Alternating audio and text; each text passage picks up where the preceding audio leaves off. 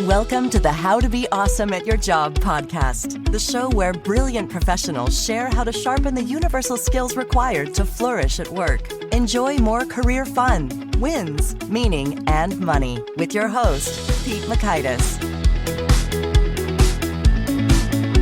Hello, and thanks for joining us here for episode 763 with Stephen M.R. Covey. Stephen brings the goods on what it takes to inspire teams, what to do, what not to do. He's got a lot of stories and warmth. It was just a really great conversation, one of my faves. So you'll learn 1, the 2 traits needed to build trust. 2, why so many leaders today fail to inspire their teams. And 3, the 1 belief that separates great leaders from the rest. So if you want to check out the show notes or the transcript or the links to items that we mentioned here, please pay us a visit at awesomeatyourjob.com/EP763. And if you're at awesomeatyourjob.com, check out some of our goodies like the full text transcripts that are searchable, every episode tagged by topic and competency covered, the email summaries of the actionable wisdom called the Gold Nuggets, and more over at awesomeatyourjob.com. Now here's Stephen's story. Stephen M.R. Covey is co-founder and CEO of CoveyLink and of the FranklinCovey Global Trust Practice and author of the New York Times bestselling book, The Speed of Trust. He's a sought-after and compelling keynote speaker, author, and advisor on trust, leadership, ethics, culture, and collaboration. Stephen speaks to audiences around the world. He's a Harvard MBA and the former CEO of Covey Leadership Center, which under his stewardship became the largest leadership development company in the world. Covey resides with his wife and children in the shadows of the Rocky Mountains. Big thanks to Stephen for sharing his wisdom with us. And big thanks to our sponsors. Check them out. And big thanks to our sponsor, Acorns. Acorns makes it easy to start automatically saving and investing for your future. You don't need a lot of money or expertise to invest with Acorns. In fact, you can get started with just your spare change. Acorns recommends an expert-built portfolio that fits you and your money goals, then automatically invests your money for you. NerdWallet.com, whom I love on these sorts of matters, gives Acorns a whopping 4.7 stars and says, quote, if you want to make the most of your spare change, there's no better place to do that than Acorns. Head to acorns.com/awesome or download the Acorns app to start saving and investing for your future today. And we got a legal disclaimer here. It may not be representative of all clients. Tier 1 compensation provided. Compensation provides an incentive to positively promote Acorns. View important disclosures at acorns.com/awesome. Investing involves risk, including the loss of principal. Please consider your objectives, risk tolerance, and Acorns' fees before investing. Acorns Advisors LLC, Acorns, is an SEC-registered investment advisor. Brokerage services are provided to clients of Acorns by Acorns Securities LLC, member FINRA/SIPC. For more information, visit acorns.com. One sponsor to check out is Harvard Business Review. This brilliant magazine, published at hbr.org, is the leading destination for smart management thinking. Fun fact, HBR has been mentioned in 108 episodes of the show. That's because HBR has great stuff that comes up often. They've got explainer videos, podcasts, real-world case studies, and much more. I think of HBR each night that I put on my special orange glasses. Their article, Will Blue Light Glasses Improve Your Sleep?, revealed that those who wore them reported better sleep and a 7% improvement in work performance as compared to those who wore the sham glasses. So I cite HBR anytime anyone tells me that I look silly wearing them. Now, much of HBR's content is available for free when you sign up at their site. Subscriptions that get you unlimited content cost $10 a month. If you visit hbr.org/subscriptions and enter the promo code AWESOME, you can save 10% off of that subscription. Again, to save 10% off of your HBR subscription, go to www.hbr.org/subscriptions and enter the promo code AWESOME. One sponsor to check out is Storyworth. Whenever I'm thinking about meaningful Father's Day gifts, Storyworth leaps to mind. Storyworth helps you preserve precious memories and stories from your father for years to come. Each week, Storyworth emails your loved ones a thought-provoking question that you get to help pick, such as, what's the bravest thing you've ever done? I personally love the prompt so much that I have refreshed Storyworth's questions page many times looking for more. Storyworth makes the writing process super quick and easy. All your loved one needs to do is respond to that email with a story, and then you get a quick copy of that. And after a year of this fun, Storyworth compiles your loved one's stories and photos into a beautiful keepsake hardcover book that you'll be able to share and revisit for generations to come. Families love Storyworth so much, they've got 25,000 five-star reviews on Trustpilot and have millions of stories preserved. So give all the fathers in your life a unique, heartfelt gift they'll all cherish for years. Storyworth. Right now, you can save $10 on your first purchase when you go to storyworth.com/awesome. That's storyworth.com/awesome to save $10 on your first purchase. Now, here's Stephen. Stephen, welcome to How to Be Awesome at Your Job. Hi, Pete. Excited to be with you today. Oh, I am excited as well. Really looking forward to digging into your wisdom on trust and your latest book, Trust and Inspire: How Truly Great Leaders Unleash Greatness in Others. But just to warm it up, I'm thinking about my son right now. He's 4 years old, and my dad, and how there were a few special moments in terms of memories that were really instructive and stuck with me. And since you and your father are both greats when it comes to leadership development, is there a memory that comes to mind for you in terms of something that sticks with you and was really instructive and lasting? Yeah, absolutely. Several, but I'll share one of them. And I actually put this in the book. It's the famous story that my dad wrote about in 7 Habits of Highly Effective People, the green and clean story, where he was trying to teach his son how to take care of the yard, the lawn. Well, I'm that son. I was 7 years old, and my dad was trying to teach me responsibility and teach me how to work and these types of things. And so he basically, over a 2-week period of time, he kind of trained me how to make sure that the lawn, our yard, we had a big yard, how to make sure that it was green and clean. Now, this was back in the days before automatic sprinklers, which ages me, Pete. But this is, I was just a young boy, and he taught me, look, to get a green lawn, you got to water it. The key to watering it is you got to turn on the sprinklers, but how you do it is up to you. If you want, you could just, use a hose or use buckets or spit all day long. It's up to you. All I care about is green and clean. And then he kind of taught me what clean meant. And he cleaned part of the yard, left the other part unclean. So again, 7 years old. So it was a 2-week process. I actually distinctly remember it. And then he had one more piece. He built in an accountability piece. So I had very clear expectations, green and clean. How I did it was up to me. I would judge myself. And here was the accountability, that twice a week that we would walk around together and I would tell him and how I was doing against the standard of green and clean. Okay. And so he goes, I'm not your judge. You're your own judge. You judge yourself. I'm your helper. If I have time, I'll always help you. But it's your job. So 2 weeks of training, and then he turns it over to me in the middle of the summer. And it's this, scorching hot time during the summer. And I did nothing. It's not going to be green. I did nothing. I was over playing ball across the street. Sunday, nothing. Monday, nothing. Tuesday, nothing. Wednesday is 5 days. It's the, scorching hot. The lawn is turning yellow by the hour almost. And we had a neighborhood barbecue and over the weekend, and there was garbage just strewn all throughout the lawn. It was anything but green and clean. And my dad, he later said, I was just about to just yank that job right back from him, thinking maybe he's just too young. He's 7, he can't handle this yet. But he didn't. He stayed with it. And he said, hey, son, we agreed that we'd walk around the yard and you would tell me how it's doing. So why don't we do that? So we started to walk around and I realized, this is not looking green at all. It's yellow and it's not clean. There's garbage everywhere. And I began to break down and cry. And I said, Dad, this is just so hard. And he kind of said, well, what's hard? You haven't done one single thing. But what was hard was me learning to take responsibility, was me taking ownership for that job and taking it on as my own. And I said, well, can you help me, Dad? He said, I'd agreed I'd be your helper if I have time. I asked, do you have time? He said, I've got time. So I ran into the house and I got 2 garbage sacks.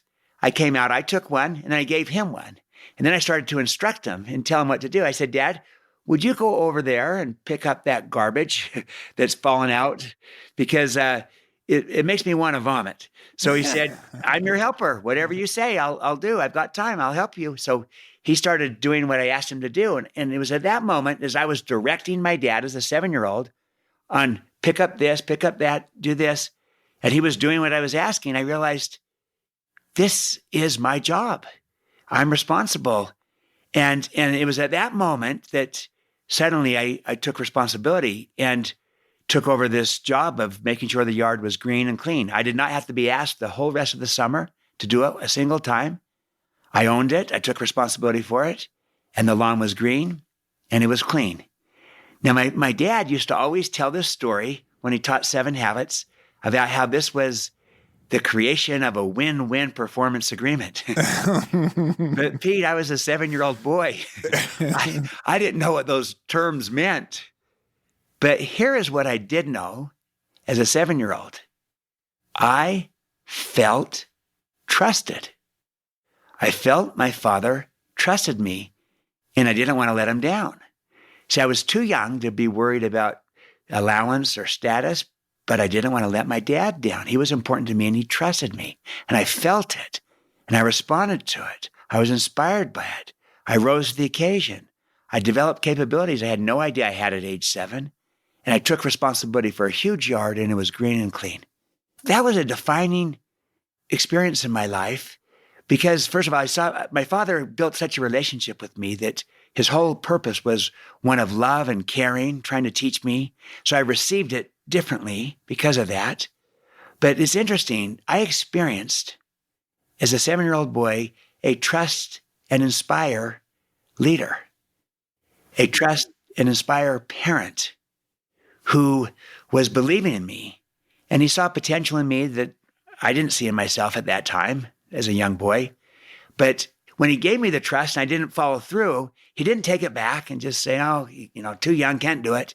Or he didn't hover over and micromanage me and say, no, look, here's how you have to do this job and do it precisely the way I say. You got to get out there in the water. No, he gave me the responsibility. He trusted me. And then he let me do it. And I learned and I grew and I came out of it better. My dad later was also asked, how did you not just take it over?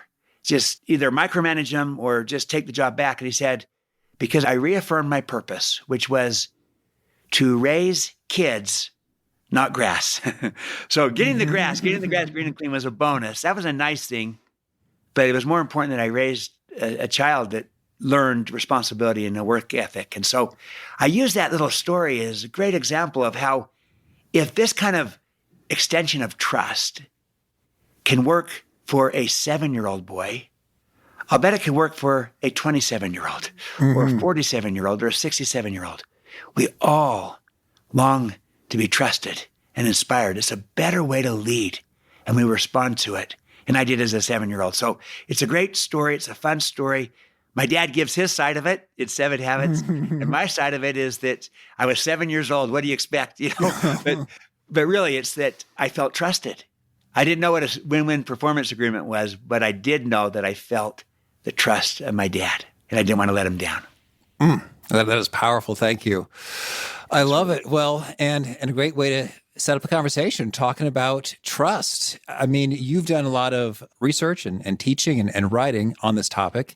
Is there a particular insight or discovery that you find particularly surprising and powerful when folks really grab onto it when it comes to trust? Yes, there is one. I don't know that this one is going to be surprising per se, but it is extremely powerful. It's not necessarily surprising, but it happens all the time. So it's surprising that this is still an issue because it's pretty self-evident. And it is simply this. You could have 2 trustworthy people working together, both trustworthy, working together, and yet no trust between them, even though they're both trustworthy, if neither person is willing to extend trust to the other. In an organization, you could have 2 trustworthy teams or departments working together, both trustworthy, and yet no trust between them, if neither team or department is willing to extend trust to the other. So to have trust, the noun, the outcome, yes, you need to be trustworthy, and that is earned. We earn that, but we also need to be trusting. We give that. So trust is both earned and given. I get asked all the time, Stephen, is trust earned or is it given? And my response is yes. Absolutely it is earned. We got to demonstrate our character, our competence, our credibility. We got to be trustworthy, but it's not enough. It's necessary but insufficient. We also have to be trusting. And what I find as I work with organizations all around the world, that maybe the bigger factor in those two halves, and they're halves, I think the bigger factor is that we're not trusting enough as leaders. We don't extend enough trust to our people and to others. And that's a bigger issue than that we're not trustworthy. Now, we can work on both halves of the equation. We need to work on becoming more trustworthy. But as leaders, we especially need to work on becoming more trusting. And it's at some level, that's not a surprise. But what's a surprise is that how we've almost ignored that piece. And we focus so heavily on the trustworthy side and not near enough on the trusting side. And I want to bring that to the fore. As leaders, we got to become more trusting and lead out in extending trust. Well, so since we're going to say the word trust a lot, how about we do a little bit of defining of terms? What do you mean precisely by trust? And what are some ways that we extend trust or we show that we are trusting? Yeah. So by trust, I simply mean confidence. Confidence. That's the most simple definition I can give. In fact, Pete, in many languages, trust and confidence are the exact same word. Like in Spanish and French. I have personally presented now in some 55 countries on site, in person, and in about, I'm going to say at least over half of those countries where they have a different language other than English as their native tongue. In at least half of them, trust and confidence are the exact same word. So in English, we have two words for it. So think it means confidence. Now, the opposite of trust, distrust, is suspicion. So confidence versus suspicion. That's the most simple definition. Now, where does that confidence come from? I suggest it comes from two sources. It comes from having both character and competence. Character and competence, both are vital. If you have one, but lack the other, you will not sustain the trust. This makes a person credible. It makes them trustworthy that they have both character and competence, and that is something that we earn. So we earn trustworthiness through demonstrating character and competence, but then we extend trust. We give trust by being trusting. And I think the opportunity here is to find the ways that as a leader, as a colleague, as a partner, that you can extend more trust to people. And when you extend the trust, I'm not advocating that you just blindly trust anyone and everyone. That's not smart in a low trust world because not everyone can be trusted. Or there could be the context matters. If there's, really high risk on the trust you're extending, or the credibility of the person is either unknown or is known to be low credibility, low trustworthiness, then you're going to be very limited or careful or cautious on how much trust you extend. But generally speaking, we need to be more trusting, not less, and find the opportunities to extend that trust, always creating expectations, always creating a process for accountability, like my dad did with me on Green and Clean. He had expectations. I want the yard to be green and clean, and accountability. That's twice a week. You tell me how you're doing against the standard of green and clean. So here's a great opportunity right now that companies have had over the last 2 years. Coming out of this pandemic, people have started working from home, working from anywhere, remote work, hybrid work, intentionally flexible work, and that's continuing, and it's going to continue in some format going forward. I've seen a lot of organizations really do a great job at demonstrating to their people as they're working from home that we trust them, that they trust their people. And it's explicit, it's clear. They come in and they say, look, we trust you. Here's expectations, here's accountability, but you need to know we trust you. And people feel it and they receive it, and they've actually accelerated and grown the trust through this difficult circumstance by being deliberate and intentional about the trust that they're extending to their people. On the other hand, I've seen some other companies with the same setup where the people working remotely did not feel trusted at all. They felt they're now just being micromanaged from a distance because there was no choice or option in the matter. And some companies put in place surveillance software and the like, all in the name of productivity, to make sure that people were actually doing their job. And it just conveyed and screamed distrust. And so, yeah, they were working remotely, but they still did not feel trusted. And rather than increasing the trust, they actually decreased it.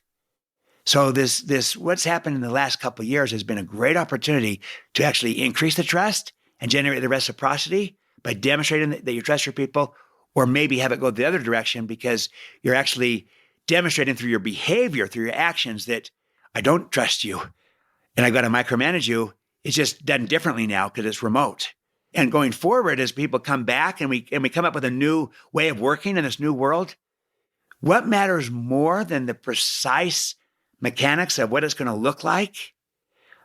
Some hybrid combination of remote and on-site and intentionally flexible work. What matters more than the actual structure is our leaders actually leading with a trust and inspire approach with their people, where they actually trust them with whatever model they come up with, or are they trying to still operate from a command and control model that leads out with distrust with whatever they come up with? That matters more than the actual structure.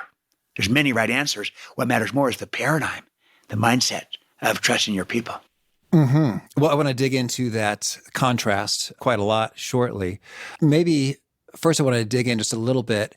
So in terms of trust is confidence, and someone is trustworthy if they have character and competence. And so I'm interpreting that to mean character, they have virtue. They're not going to lie, cheat, or steal. They're not only looking out for number one all the time. And competence, like they're good at the things that the job, demands of them. And thusly, when someone has that, I trust them in that I have the confidence that if I give them some bit of responsibility, they are going to, have the smarts to do the job sufficiently, and the ethics to not, skim off the top or do something shady, along the way in executing cut corners. It. Yeah. Mm-hmm. You got it exactly. It's both halves. And too often we've equated trust with just character. And I'd say, no, it's equal parts character and competence. And, a big part of this show, How to Be Awesome at Your Job, it's all about trying to make sure that we can become really good at our job because we know what we need to do. And that's building the capabilities around what's needed to do and the expectations so we know, as well as then delivering on that, getting, performing and delivering. And so the competence is both kind of capabilities and results. That I've got the skills and the talents and the expertise and the knowledge and the insight to stay relevant in a changing world. And I have a track record of performance and results that gives people confidence that if you give me a job, I'm going to get it done. Look at my track record. But I'm always learning and getting better and improving the things that you're doing with this podcast of how to be awesome at your job, because I'm learning about the capabilities that are needed to succeed at the job. So that competence is half as vital, because someone could be an honest person and very caring and selfless. And if they can't deliver or, they don't come through, they don't do what they say they're going to do because they're not capable of it, even though they're honest, I'm not going to trust them.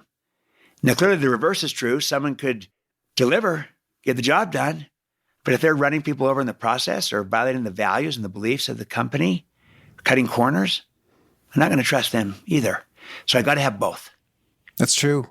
And it's interesting. So with How to Be Awesome at Your Job, we have quite the contrast, I think, in terms of getting a feel for what is awesome at your job and true excellence look like versus, mediocre, ho-hum, like, okay. And so likewise with character, I'm thinking that, could you paint a picture for what excellence in character looks like versus, mediocrity? Because I think most of us are not, we're not sociopaths. Yeah. We have some level of guilt and conscience. We're going to obey applicable laws. And yet, even with that, like sometimes I still don't trust folks because it's sort of like, I don't believe you care about me. Or I think if given the opportunity, if there's ever a trade-off between a little bit more expediency and profit and my needs, wants, wishes, you will choose your expediency and profit. And so I don't know, how do you think about what is a picture of real excellence look like in character? The character. Yeah. Beautiful. Love it. And by the way, you identified beautifully the two components of character, integrity and intent. And integrity is, honesty, truthfulness. And like you say, that someone might say, well, I'm ethical and I follow the rules, follow the laws. But compliance alone is necessary but insufficient. Someone could be legal but not ethical. But here's the big opportunity. It's what you just identified. That the real test of integrity, of doing the right thing, is when there's a cost or consequence in doing so. Until then, I haven't fully been tested. What do I do then when there's a cost or consequence in doing the right thing? Do I still do the right thing? Another test of integrity is when nobody is looking and may never look. Do I still do the right thing? So this integrity, yes, it's honesty and truthfulness, but it's also, it's a congruence, an authenticity that we are who we say we are. We do what we say that we value. We walk the talk. The say-do ratio is aligned. And then also, it takes humility and courage to have integrity. Humility that there are principles that govern, courage to do the right thing when there's a cost or a consequence, or when no one's looking. And that's a deeper drive towards excellence. So someone could comply.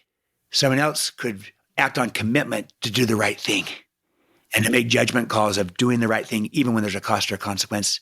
And maybe when there's degrees of this where someone could get away and say, I was legal, but maybe the right thing goes above and beyond that. That's a higher standard, higher expectation of excellence. So just like I put competence into two halves, I put competence into the half of your capabilities and your results, your track record of performance. I put the character into two halves, your integrity and your intent. So the second half of character is your intent, and that is your motive. Do you care? And you mentioned this. Do you care about the people that you're serving? Do they know and feel that you care about them? Or do you not care? Caring matters in terms of how people feel in terms of trusting a person. If someone doesn't think that another person cares about them, they often will tend to withhold the trust, wondering, do they really have my best interests at heart? That's the motive, caring. The agenda is to seek mutual benefit. That's win-win. So if we, especially partners working together, collaborating, in charge of different departments, do I feel like you're truly seeking mutual benefit and trying to do the best for all of us? Or are you just being self-serving and only acting in your best interest alone and not really looking at mine? You might not say that, but that's what I feel and experience. And if I feel that you're self-serving, I tend to withhold the trust. Or if you're only acting in your best interest and not in the shared best interest, I tend to withhold the trust. So that's your intent, which is the motive of caring and the agenda of mutual benefit. So there's a standard of excellence there for both integrity and intent that you can go much higher than kind of the mere threshold level. Yeah. Oh, excellent. Thank you.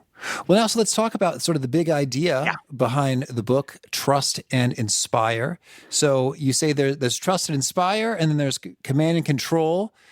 How would you sort of expand upon the differentiation between the two? Yeah. Well, here's what the data shows, that most organizations today, in spite of all our progress in our management thinking, are still operating in some form of command and control style. It's about 9 out of 10. Interesting. Yeah, the data is surprising. And in some form, now here's what's happened though, Pete. It's a far better version of it. It's not necessarily the authoritarian command and control of the industrial age that was more accepted, but it's more of what I call an enlightened command and control. It's more sophisticated, it's more advanced, it's a better version, a kindler, gentler version of it. We've brought mission into it. We brought emotional intelligence into it. We brought strengths into it. Mm-hmm. Psychological safety. Yeah, we brought a lot of good things into it. But what we haven't done fully yet is shift the paradigm, the mental map of how we view people and how we view leadership. We're still trying to basically contain people as opposed to unleash them. We're still trying to control people as opposed to release. And we don't see the greatness inside of people. We see it inside of some who we deem high potentials and not inside of others So the idea that everyone has greatness inside, I'm not sure I'm ready to buy that, some people might say, or at least their style has not matched that belief. And so, we haven't shifted the paradigm. We've incrementally improved within a limited, flawed paradigm, mindset. And that will take you so far. And it's a better version of it.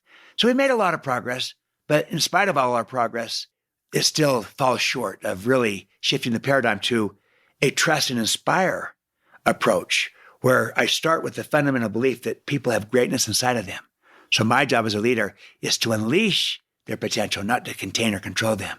With trust and inspire, I start with the belief that people are whole people. They have a body, heart, mind, spirit. They're not just economic beings. They're a whole person. So my job as a leader is to inspire, not merely motivate. See, motivation is extrinsic, carrot and stick, rewards, external. Inspiration is intrinsic, internal. To inspire means to breathe life into someone, into something or someone. And so it's inside of them. I light the fire within. And that's a better thing. And when people are seen as whole people, yes, they have a body, they want to be paid, but they have a heart, they want to connect. And they have a mind, they want to contribute and develop and use their talents. And they have also a spirit with the idea of meaning, of purpose, of mattering. That's a whole person, and that can inspire people instead of just merely motivating them. So these are some of the beliefs. And also another belief is that there's enough for everyone, an abundance mentality. So my job as a leader is to elevate caring above competing. There's many organizations in which they're competing internally all the time with each other because they're operating on the basis of scarce resources. And while scarcity might be a sound economic principle, it's a lousy leadership principle. This abundance mentality is a better way to lead, to elevate caring above competing. Leadership is stewardship. It's a responsibility, not a right. So my job as a leader is to put service above self-interest. And another belief is that enduring influence is created from the inside out. So my job as a leader is to go first. Someone needs to go first. Leaders go first. See, these are collectively a paradigm of a trust and inspire leader. They see people and leadership more completely than a more fragmented, narrow view, a partially accurate but incomplete map of people in leadership. And until that paradigm shifts, we're going to stay deep in command and control, a better version of it, an enlightened version of it. But we've got to shift the paradigm. And we're so deep into command and control, we're not even aware of it. Well, that's actually exactly what I was curious about in terms of like the trust and inspire sounds awesome. It's like, yeah, that's where I'd like to work, and that's what I'd imagine leaders would like to believe, is the case in their organization. So you said the data reveal that about 9 out of 10 companies are still command and control. Not to get too deep into the weeds on the research process, but I got to believe, if you just ask, hey, are you more of a command and control or more of a trust and inspire organization? They'd be like, oh, I'm a trust and inspire organization. People would, self-servingly want to click that and be shifted there. So how do you make that determination when you are doing the research on that matter? Yeah. Well, again, this comes from different sources in different forms, and some of our own research in which we ask, if you were to assess the predominant leadership style of the organization, not what they profess, but this is people assessing it, what they experience. Okay, gotcha. So it's not the senior leaders. If you're asked the senior leaders, I think it'd almost be the other way around, where most of them would say exactly what you're saying, Pete. Of course, we're trust and inspire. But you ask the people, how would you describe the management style of leadership?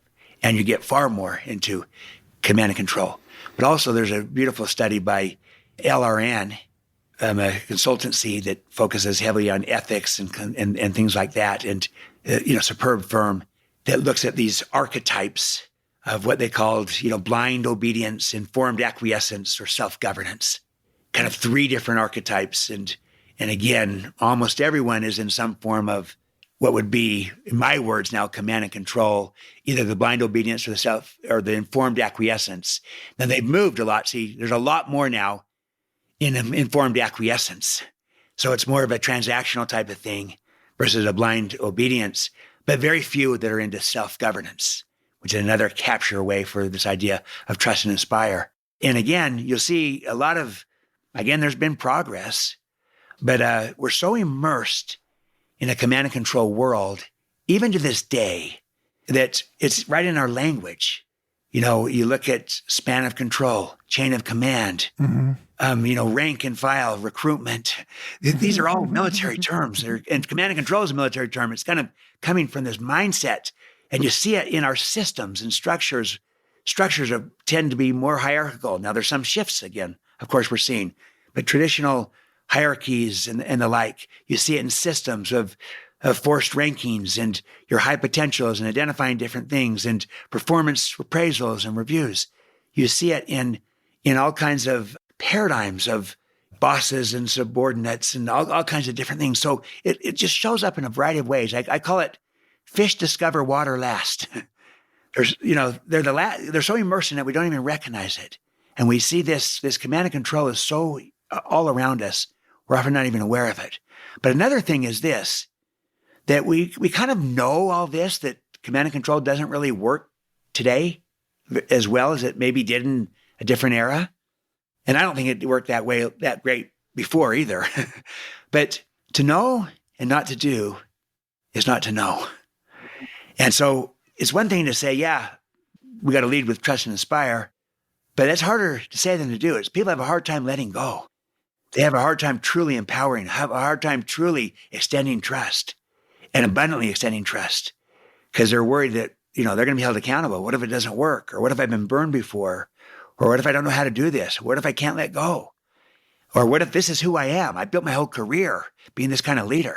And now you're asking me to change because we got a different mindset of the new generations coming up and the like. And so it can be really a challenge for people. But one last thought is that old paradigms can live on almost indefinitely, like bloodletting, 3,000 years old. And, Egyptians were doing it, then Romans, and then it went through the Middle Ages. And then as late as in the 1600s, that's when the people discovered the germ theory and other things that said bloodletting is a bad map. The map is not the territory. Bloodletting is not it.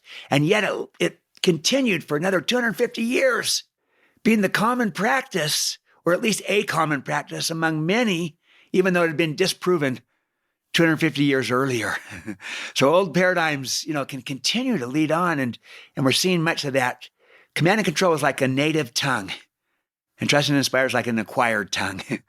And when the pressure's on, and if I'm hammering, I accidentally hit my thumb with the nail, I'm going to cuss out in my native tongue. That's just second nature. So all these factors are just real of why we remained somewhat still a little bit trapped in a command and control style of leadership.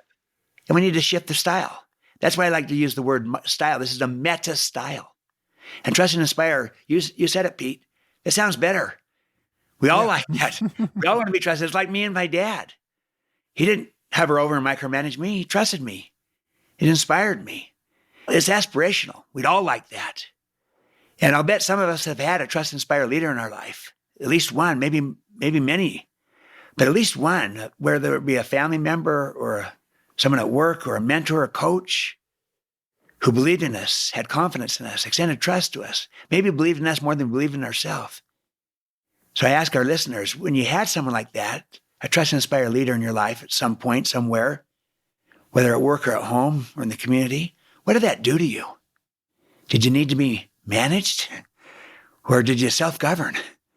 And, how did you respond to that? Did you need to be motivated with carrot and stick? Or were you inspired?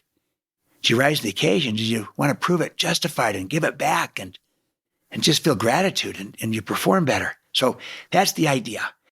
Well, so I'm curious, you're right. It does sound awesome, to have that kind of vibe, the trust and inspire. And it does seem in some ways almost too good to be true in terms of like a large organization can really work and operate that way without chaos, somehow taking over. So could you give us an inspiring example of a team or an organization that made the leap? They were running in a command and control kind of a way, but then they did some specific things such that they are now operating in a trust and inspire kind of a way, and it's worked out okay. Yeah, absolutely. There's many. Here's one of them.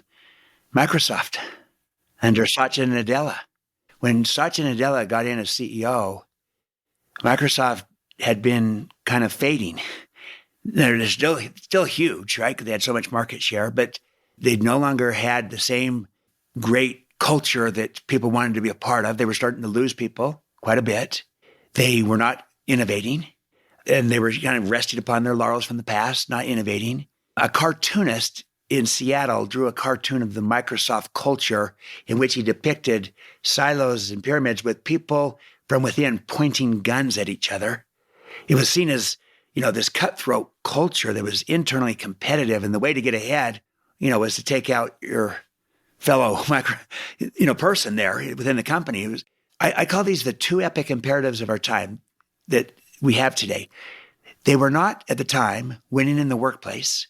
They did not have a culture that attracted, retained, engaged, and inspired the best people. They were losing too many. And they're also not winning in the marketplace through collaboration and innovation. They're starting to fade. In comes Satya Nadella, did many things, but among those things, it really was a leadership style. His style was different in kind. He was a trust and inspire leader. He modeled, he trusted, and he inspired. Their words for this were model, coach, care. And those are the things that they expect of their leaders. And again, Nadella modeled it. He modeled humility and courage. He modeled authenticity and vulnerability. He modeled empathy and performance. But also this, he adopted a growth mindset. The work of Carol Dweck, not just for him and for their management, but for everyone. To see the greatness inside of everyone, to have a growth mindset, not just for yourself, but for everyone. Because of that growth mindset, they now said, let's trust people. Let's not manage them. Let's coach and let's extend trust. And you always extend the trust with expectations and accountability. So you don't have that chaos you talked about, or you don't lose control because you build it in to an agreement and through context and through culture, as opposed through more rules or through micromanagement. You can still have control without being controlling. They trusted and then they inspired, both by caring, which was a big focus for them, and connecting with people through caring at the interpersonal level and connecting through to people at the team level through belonging and inclusion. And that inspires people when they feel like you care about them and they have a sense of belonging, but also by connecting people to purpose and to meaning and to contribution, making a difference, mattering. They did all these things. Long story short, under him, they're really winning in the workplace.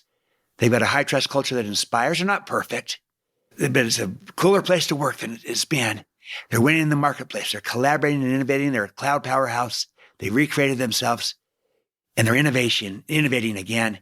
And their stock price went from, I think when Nadella came in, it was 38.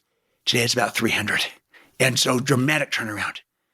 They modeled, they trusted, they inspired, led by Satya Nadella, his leadership style. Here's another one. Cheryl Batchelder, what she did at Popeyes. Complete turnaround of Popeyes. They'd had 4 CEOs in 7 years before she came in, just spitting them out. She had advisors say, don't take this job. There was distrust completely between the franchisees and the home office, and they didn't trust each other at all. It was contentious. She comes in. Long story made short, she modeled, she trusted, she inspired. Even when some people said, you can't trust, she said, no, we're going to trust. And dramatic turnaround. She took their stock price from 11 to 79, doubled their market share from 14% to 27%. They began to innovate. They began to win in the workplace, and they built a high trust relationship between the franchisees and the home office, when it was fractious and contentious before in the old model. And now they also are collaborating and innovating. It was a trust and inspire approach to leadership, not a command and control. Involvement, listening. And Eric Yuan at Zoom is a trust and inspire leader. And, but he was that way from the beginning. That was not a turnaround. That was one from the beginning with trust and inspire. So there's examples are everywhere. You can become a trust and inspire leader in a command and control company. So, you don't have to wait for the CEO. You can do this. You can lead out with this. But I'll give you one distinction on this, that this is the one piece I wanted to add to it. Command and control, the idea is that you manage people and things. Trust and inspire, you manage things and you lead people. See, we need great management. I'm not against management. We need management. We need great management, management of things. And things include systems and processes and structures and technologies and inventories and financials. You manage things, but you lead people. The moment we start to manage people as if they were things, we'll end up losing a lot of those people. They'll go elsewhere because we're trying to be efficient with people. You can be efficient with things, but not with people. Be efficient with things, effective with people, manage things, lead people. The danger is we get really good at management and we start to manage people as if they were things. And that's kind of the mindset of command and control. I treat it that way. Even the name managing people, the people, the wording, the language is a command and control mindset. Yeah, like people don't think, I want to be managed. Like that sounds great. I mean, I guess we want, even I who am self-employed, at times I would like a great manager, but I guess what I really mean is a leader, in terms of like someone who really sees like what I'm doing well and not so well and giving me, kind, honest, enriching feedback that, pushes me to greatness. But yeah, that doesn't feel like management per se. Yeah. I like to put it this way, Pete. People don't want to be managed. They want to be led. They want to be trusted. They want to be inspired. So again, you can call them your manager if that's what they're called, but they manage things, lead people, and people respond to that. They still want the help. And so maybe the one piece on this that maybe for our listeners that they might think, well, this trust and inspire sounds good, but I feel like I'm going to lose control, or it may not be, is this strong enough for our world and such? I want to distinguish and say this, that trust and inspire is not the opposite of command and control. The opposite of command and control is abdicate and abandon. See, command and control is kind of like excessively hands-on, really hands-on. Abdicate and abandon is like completely hands-off to where I'm not even directing. I'm not leading anymore. Like, do whatever you want. I'm out of here. Yeah, do what you want. And, in like a holacracy or just, no structure, no vision, no expectations, no accountability. That's not what we want. That's not going to work. Trust and inspire is a third alternative that includes trusting and inspiring the people, but also builds in the control into an agreement, into context, into the culture. Like at Netflix, they call it freedom and responsibility. They don't have policies on most things, vacation policies, sick days, all these things. They trust their people. They call it freedom, but it's not a wild, loose freedom. It's freedom and responsibility. It's a third alternative. They build the control in through context, not through controls, like most organizations have that say we got to control people with systems and structures. They do it through context, through agreements, through responsibility that goes along with the freedom, through a culture that does that. So that's the idea. And so trust and inspire is a third alternative. My dad with me on Green and Clean, he actually had built in accountability. He was still holding me accountable, but I was holding myself accountable through the agreement we had created together. So the point is, you can be in charge and have control without being controlling. You can be strong without being forceful. You can be compelling without being compulsory. A trust and inspire leader can be authoritative without being authoritarian. They can be decisive without being autocratic. So the point is, this is strong. This is not weak, kind of like, yeah, maybe for a few things, but you don't know my industry. We're a command and control industry with heavy regulation and compliance. You can still be trust and inspire in these contexts because it's not weak, it's strong. It just does it through different means. It involves people, it creates agreements, it creates context versus rules, regulations, policies, procedures, controls. And that's the kind of the big breakthrough. This is a third alternative that is very strong. And Stephen, if folks are like, yes, I want that, and they're either an individual contributor or they've got a small team, what do you recommend as some of the very first steps to getting some of that trust and inspire goodness flowing? I'd go back to start with your paradigm, how you see people, how you view leadership. Look at those fundamental beliefs. Do you see greatness inside of people? And if you do, then are you working to unleash that greatness, not contain or control it? Most people feel like they have a lot more they can give to their organization than they're allowed to give. They have a lot more creativity and talent and ability to influence things than they're allowed to give. And yet people are under greater stress to do more with less. And there's this gap there because we've not unleashed our people well enough. So start with that, the paradigm.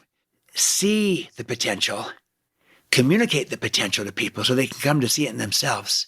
Develop the potential, grow people, develop the capabilities. And this is a big part of what you're doing with this podcast is, what do I need to work on? What do I need to do? What do I need to know? What skills I need to develop? Give people those chances, develop them, and give them opportunities. And part of that includes trusting them so they have an opportunity to learn and even to make a mistake and to fall short like I did on Green and Clean. So you develop the potential and then you unleash it. You tie it to what you're trying to accomplish and achieve, and so they can use what they have for the betterment of the mission, the purpose, the organization. And so I call that see, communicate, develop, unleash the potential that's inside of people. And you see the greatness. And so your job is you're like a gardener trying to cultivate the right conditions for the seed to flourish. The power, the life is in the seed. It's in the people. You're trying to create the conditions for the seed to emerge, to be cultivated, versus a mechanic where it's all mechanistic. No, it's organic. You're a gardener. Yeah, that's awesome. Thank you. That'd be the first thing. Start with the paradigm. Have a growth mindset, not just for yourself, but for everyone on your team. Okay. Well, now let's hear about a couple of your favorite things. Could you share a favorite quote, something you find inspiring? This is kind of a mantra that's in the form of a quote that I learned from my father, and it's what I've adopted for myself. And that is simply this: seek to bless, not to impress. It's a whole approach of how to work with people and add value to others. So I do this anytime before I give a speech, Pete, as I go into an organization, I come back to, what's my motive here? Am I trying to impress people with who I am? Or am I trying to bless, to serve, to make a difference, to add value? And if I find that I'm into my head and focus on, I sure hope I can impress them and dazzle them with a great speech or, be seen as really smart, then I'm putting self-interest above service. And I'm putting my head above heart. I'm not reaching people. But instead, if my motive is one of caring, and my motive is one of serving, and my motive is one of blessing, not impressing, so I'm really focused on them and helping them succeed, not me looking good, then I find I actually do a better job. It's just a simple phrase that I constantly check with myself. And I have to course correct all the time because it's natural to want to impress. But the better way to impress is actually to focus on blessing. That's right. Well, hey, and I think, we feel blessed and impressed with this conversation. So one makes the other happen. Well, thank you. And how about a favorite book? Well, I'm biased. I love my father's book, The 7 Habits of Highly Effective People. I'm in there as Green and Clean. I like how Jim Collins said it about that book, that what the browser did it became a user interface that made the internet accessible. Because the internet had been around since 1969 or something like that. But it was not accessible. It was not usable, except for extreme, scientist types. But the browser made it accessible. He described 7 habits, Jim Collins did, as the user interface for human effectiveness. They made it accessible. And it was that for me, and I think it was that for many others. So my dad brought together the ideas and languaged it and sequenced it to make it accessible, practical, tangible. And so that's I think a big contribution. That's why it's maybe my favorite book. I like my own too, but I'll let you talk about Trust and Inspire, not me. And is there a particular nugget that you have coined or shared with audiences or your books that gets, lots of Kindle book highlights or retweets? It's the Stephen M.R. Covey quote that you're extra famous for? Yeah, there's a few.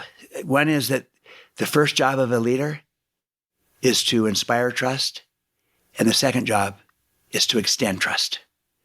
That's what leadership is: inspiring trust, extending trust. Another one is treat people according to their potential rather than their behavior.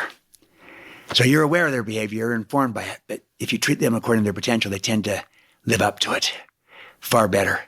And finally, one last one.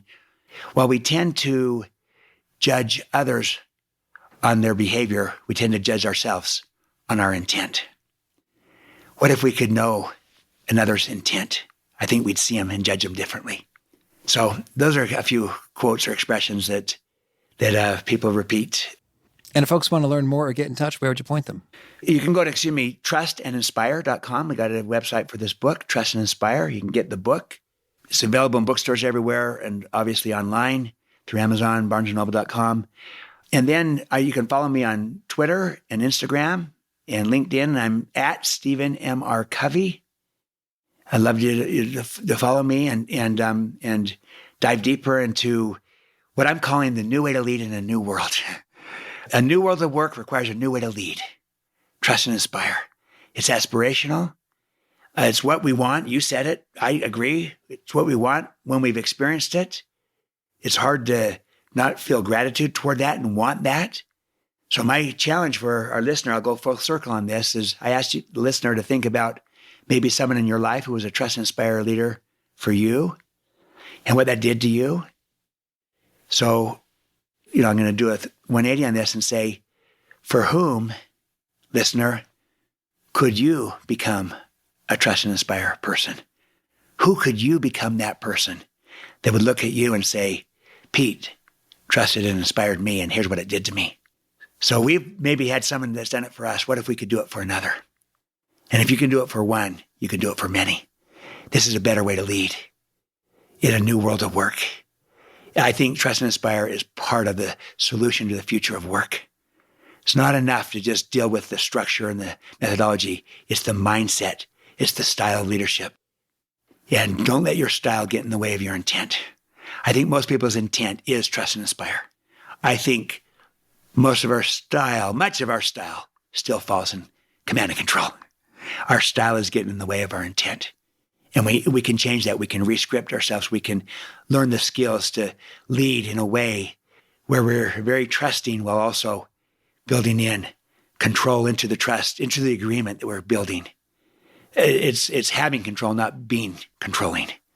And that's possible. We can get good at this. So I hope our listeners will find that the tools, the resources, the book, Trust and Inspire, to be helpful. I love the subtitle because the subtitle tells it all, which is How Truly Great Leaders Unleash Greatness in Others. So this is a book about people and about leadership. Whatever your role, you can apply it as a parent, because you want to see the greatness in your children, or as an aunt or uncle or grandparent or godparent, as a friend in the community. It's about unleashing the greatness inside of others. That's what great leaders do. Trust and inspire.